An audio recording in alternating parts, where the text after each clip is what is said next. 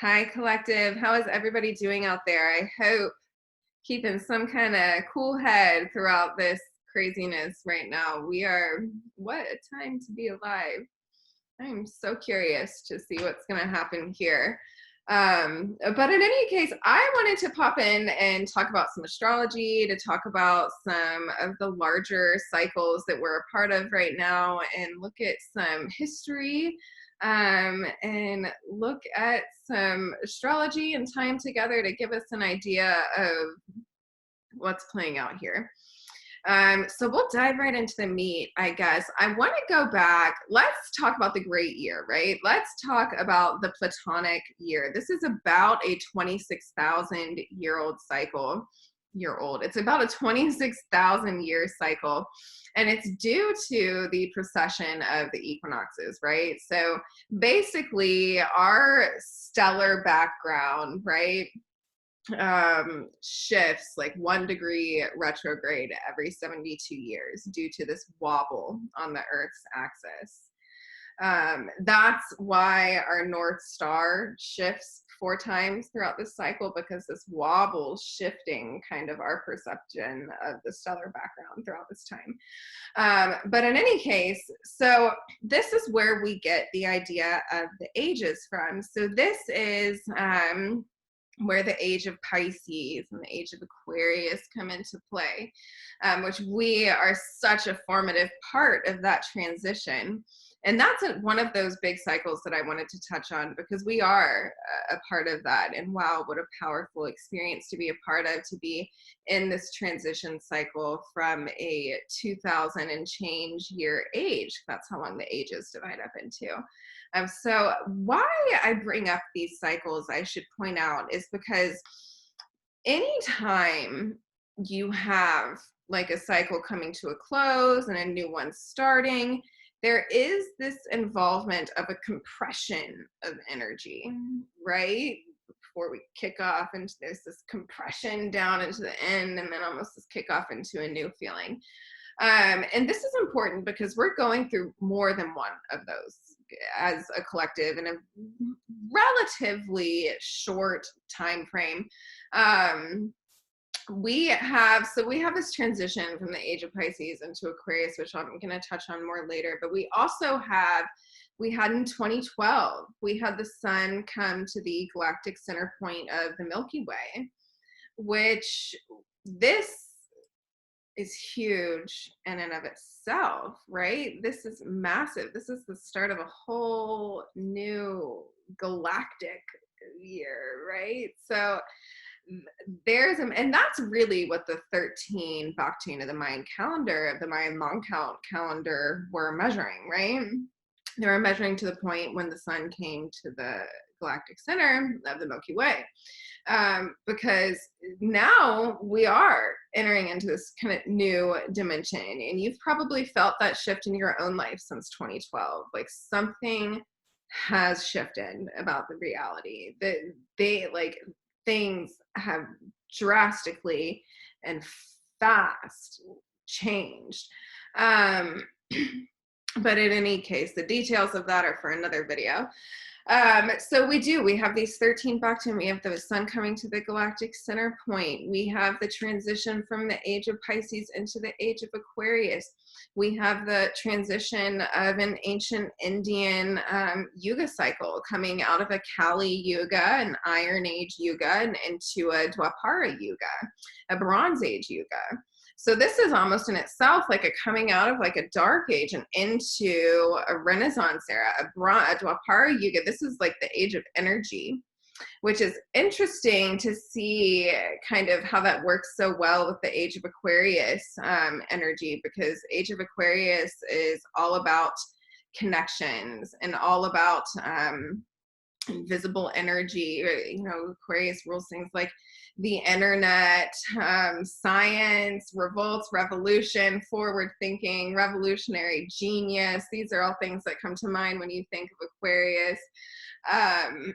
And you can see this happening in the quantum world, I think, especially this ushering in of the Dwapara yuga and this ushering in of the age of Aquarius, and all of this advancement and all this interest happening in the realm of quantum, and even things like storing data on DNA and transmitting information energetically and instantaneously. There are so many interesting things happening in that world right now. It's like you can't even keep up. So that is part of this age of energy and connection and understanding this energetic connection. And these are all kind of the extrapolated insights and structure that are coming out of the age of Pisces. And I'll touch a little bit, I'll expand on the age of Pisces and how that seems to have manifested for us as a collective over the past 2,000 years. Because truly it was ushered in by Christ, which the symbolism there, I mean, how potent, with the fish symbolism throughout Christianity, and Pisces being mutable water with the two fish. And you can even see the polarity of that come up throughout Christianity as well, with Virgo. The opposite sign of Pisces is Virgo, the virgin, and Virgo rules the harvest, bread. So you see the symbolism of the bread and the fish throughout the New Testament, which is interesting as well. And some of the characteristics of Pisces are martyrdom and self-undoing and escapism and things of that nature. And we saw that ushered in with the early ages of Christianity as well, the martyrdom, the things of that nature. And Pisces really, it's mutable water, so it can go in so many different directions. And we saw a bit of a hijack of the Jupiterian energy come in, I think, because we have to go, but the classical ruler of Pisces before Neptune was Jupiter. And Jupiter, yes, wherever it goes, it expands things, and it also preserves them. And it can come across in a very dogmatic way, which we've seen happen with certain religions. I mean, we've seen it manifest in Christianity. Muhammad was born in 570 AD. Islam has become a very formative religion. We've seen different belief systems, Christianity, Islam, and outside of that, really hunker down on these kind of like dogmatic beliefs.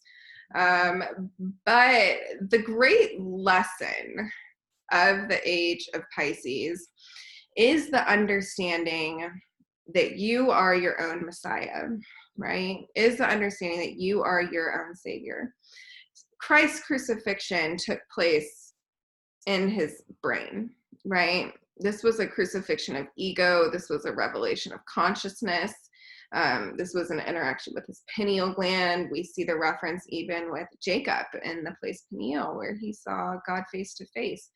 But this is for another video and another time. But the great lesson of this is understanding that you are your own Savior. And I think part of unpacking that is marrying with the science right now and understanding the connections and understanding the quantum energy and understanding the field and the ether field and understanding how all of these works and understanding energy in ways that the ancients knew of, that we have over the course of time lost the ability to understand. We've been in kind of like these darker ages. We're kind of new into this ascending cycle. We're coming out of this iron age. We're coming out of this age of Pisces. So there's a lot of transition. And what comes with a lot of transition, you guys, is a lot of chaos, a lot of destruction, a lot of tumbling down, a lot of power shifts, a lot of just all of the things and signs and symptoms that we've been seeing going on around us, right? And it's interesting to be a part of. But in any case, so we're seeing this transition, and the age of Aquarius, and I know it seems very scary right now, you guys, but the way it's set up astrologically, like we're going to be okay. And we're actually having like these really, really beautiful like set up moments to be able to investigate some parts of ourselves to bring us closer to alignment. But I'll touch on that a little bit later. But I want to touch on the structure of the age of Aquarius. because Aquarius this is a very rebellious energy, a revolutionary energy, a forward moving energy. This is ideas, this is innovation, this is science, this is genius, this is understanding connection on an energetic level. This is a humanitarian energy, even with Aquarius, like connecting with the collective. But all of these things with Aquarian energy are desired under the umbrella of a larger structure. There's a desire for freedom, but a structured type of freedom. And I'm not sure what that is going to manifest as looking like, but that is the Saturnian influence on Aquarius. Aquarius, before Uranus was designated as its ruler, was ruled by Saturn, which is, you know, a planet of restrictions and boundaries. And you see that influence in Aquarius in the structure of ideas. And the structure of ideas that create things that are better for humanity as a whole, and the understanding of connection and the understanding of energy and the pushing things forward. And we're all ushering in that age. So now let's go back into some of the more recent history within this age of Pisces, I guess. So we'll go back to 549 AD, and I'm going to talk about the Saturn-Pluto conjunction that happened in 549. And this is important because this is a somewhat smaller cycle that we see within these larger ones. It's about 250 to 500 years sometimes for Saturn and Pluto to come conjunct in Capricorn. And the last time we had one in January, and that the last time that we had one in Capricorn with the South Node and Jupiter there, like with the South Node there, period, was in 549 AD. So I'm using that as kind of a good reference point to kind of spring us forward and see where we are in these cycles, because it's interesting to unpack. There are patterns to be connected, even with outbreaks. So let's go back. 549, we have Justinian the First. And we have all these wars going on too. We have the Persian-Roman wars, the fighting over boundaries. We have Justinian pushing the western border further. All of these kind of like expansive Capricornian wants to build structures, wants to establish boundaries, wants to be in charge energies. We have him taking back Rome from the Ostrogoths after they had besieged it. Italy and Rome was in ruins after all of this war. I mean, there was just, things were destroyed, but Justinian came along and established kind of a firm grasp on the city. And this is what, you know, this is laying the foundations for what's to become Rome, an epicenter with the Vatican and the Catholic Church. He had taken this back as a step for this Piscean age. And Justinian did some amazing things. And the things that he was not like the nicest ruler. I mean, no one was very, it was a very kind of war-filled time. It was a different time to be alive. But he's remembered for a few things which stick out to me in how they're related to Saturn and Pluto, because he's remembered for his architecture, which is very Saturn and Capricorn, which rules construction and buildings and things of that nature. And Justinian the First built the Hagia Sophia in like 5 years, which is this amazing chapel, church, whatever, but it's so beautiful. And so there's so much sacred geometry in it. It's a really, sorry, let me get my charger. Beautiful chapel. And he's remembered for his architectural contributions. He's remembered for expanding the western border, right? He's remembered for expanding powers from Rome. And he's remembered for a set of laws that he put forth, the Justinian Code, which is where we get all this, the basis of European law today. It's where we get things like statute law versus precedence. That all came from this original Justinian code that he put forth. So we have this restructuring of what these larger institutions and larger governments and what these larger frameworks are starting to look like. Justinian was also concerned with education. So we had little intellectual revivals with him as well. He was concerned with, you know, architecture and forward movement and kind of like expansion of the Roman Empire. Of course, this is all influenced by the Piscean lens, but the Piscean age. So there's kind of like this religious touch to it. But in any case, so we have kind of these things happening, these structures being put in place, just objectively in whatever way it was that was, you know, putting things in place to build and make things better. Even though a lot of horrible things are happening, I'm just coming at this from a distance. I'm not getting too personal with a lot that was going on back then, because there just was a lot of war and death that was a consequence of the time.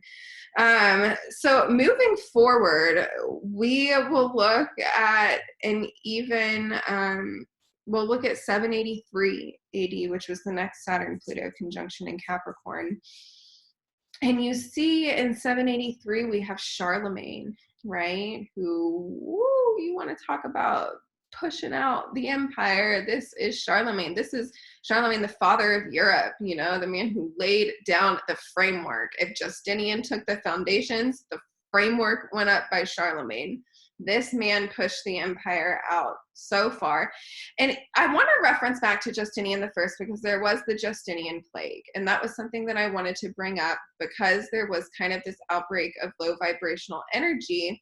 And it's interesting to point out that these kind of outbreaks and these diseases and these plagues that I have seen come up have all been kind of a consequence of overpopulation comes up as a theme. So there's just kind of like this purging almost. So we had the Justinian plague in 549, and then Charlemagne, we had famines and we had plagues going around within the times of these conjunctions and kind of playing out in the balancing of some of this, these population issues in some of the cities. But yeah, so we have Charlemagne even further laying down the framework. And Charlemagne was a big fan of education. And something that made him a little bit different was that he provided educational reform in the way that he offered it to lay people as well, which was special for the time. So he wanted everybody to have access to some type of education. And this was during the time of the Carolingian Renaissance, which was an intellectual revival, an artistic revival. This was a revival of philosophy. So compressed within these darker periods of war and murder and things that surrounded, you know, some of the wars that kings like Justinian or emperors like Justinian and Charlemagne did, there's within these compressed periods of darker energy, there's always this kind of expression of a Renaissance period contained within the aftermath of that. And in the buildup even sometimes as well. So we've got Charlemagne with his reforms there and his codified Roman law as well. So there's, again, restructuring in these larger institutions and these larger authorities. And just from a larger perspective, it seems to be the pulse of how these things work. And because then let's move forward, we'll go to 1283, 1284, and we had this Saturn-Pluto conjunction in Capricorn happen within these years as well. And again, we have a population rife by famine and plague and overpopulation, and another theme is empires that get too big to sustain themselves and things of that nature. But this was also the beginnings of the Italian Renaissance. So we have these compressed, darker, and this is also coming out of the Crusades, which were a very violent time, but part of, and this was a contribution to the Italian Renaissance, when the Crusaders were over, in India. Something that the Indians were shocked to see was how uneducated they were in terms of science and in math and in medicine. And in a lot of ways, they shared this knowledge with these crusaders, which brought it back. And we see the beginnings of the Italian Renaissance, which was another Renaissance in literature and arts and culture and science and revival, compressed, kind of beginning in this timeline. And then we come to the next Saturn-Pluto conjunction, which was in the 1500s. And again, yes, we're still struggling with low vibrational plague outbreak energy, but the point I know I keep bringing that up, but it's always healed within itself. Like it doesn't end the world. Things are restructured, and Renaissance periods and these revival periods are spit out from them. Because we see that happen again in 1500, 1517, 1518, which was the height of the Italian Renaissance. I mean, this was people like Leonardo da Vinci, Copernicus, Michelangelo.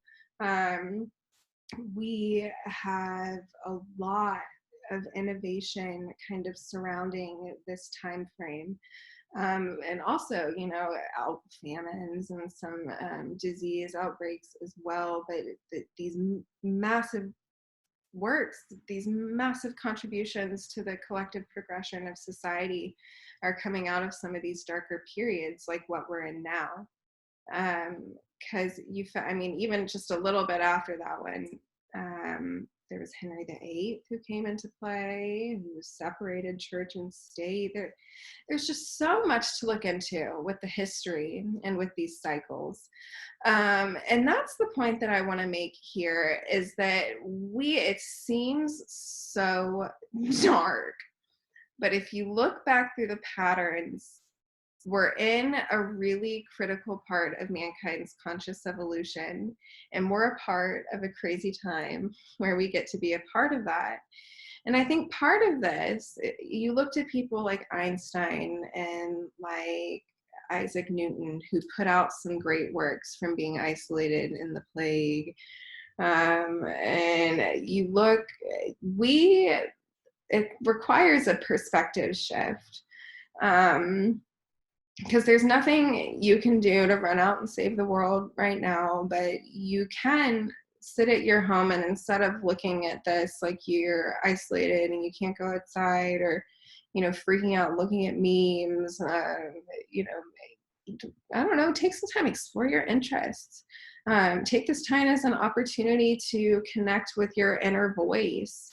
And discover your divine power, and kind of unpack that transition from Piscean to Aquarian age idea that you have a lot more divine power than you may understand, and that all of us are connected in such amazing and beautiful, intricate ways. And it feels like the world is ending, but it's not. Or I don't feel like the world's ending, but I know it kind of collectively, there's kind of like this fear that everything is falling apart right now. And yes, certain things are falling apart.